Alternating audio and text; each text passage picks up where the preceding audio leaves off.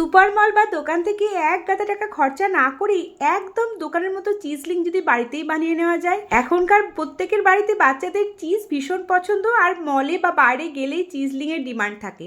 তো সেই চিজলিং ছোট ছোট মায়ের বাচ্চারা বাড়িতেই বানিয়ে ফেলো। আর শুধু ছোটদের কেন, বড়দের চায়ের সাথেও কিন্তু এটা দারুণ লাগে খেতে। আর শোনো, এটা দোকানের থেকে অনেক কম খরচায় কিন্তু বাড়িতে বানিয়ে ফেলা যায়। তবে টেস্টের কোনো কম্প্রোমাইজ হবে না, এইটুকু গ্যারান্টি তোমাদের দিতে পারি। এর জন্য 2 কাপ ময়দা নিয়েছি, তার মধ্যে 2টো ছোট ছোট কিউব বাটার দিয়েছি।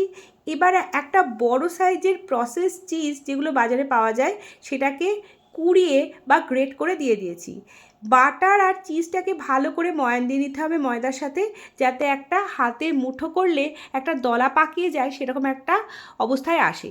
এটাই কিন্তু ময়ান, এক্সট্রা কোনো তেল দেওয়ার প্রয়োজন নেই। হাতের মুঠোয় আসা পর্যন্ত কিন্তু ময়ান দিয়ে যেতে হবে। তারপর ঠান্ডা দুধ দিয়ে অল্প অল্প করে ঢেলে একটা শক্ত ডো রেডি করে নিতে হবে। নর্মাল যে রুটি পরোটা হয় তার থেকে বেশ শক্ত নিমকির মতো একটা ডো রেডি করে নিতে হবে। 5 মিনিট রেস্টিং টাইম দিয়ে একটা বড় লেচি নিয়ে গোল করে বেলে ছুরির সাহায্যে 4 কোনা করে কেটে ছোট ছোট টুকরো করে একদম চৌকো শেপের দিয়ে বেশ গরম তেলে ডিপ ফ্রাই করে নিলেই রেডি আমাদের চিজলিং। হাই ফ্লেমে 1 থেকে 2 মিনিটের জন্য ভেজে কিন্তু তুলে নিতে হবে। তারপর অরিগ্যানো, চিলি ফ্লেক্স দিয়ে ঠান্ডা করে কৌটো ভর্তি করে রেখে খাও।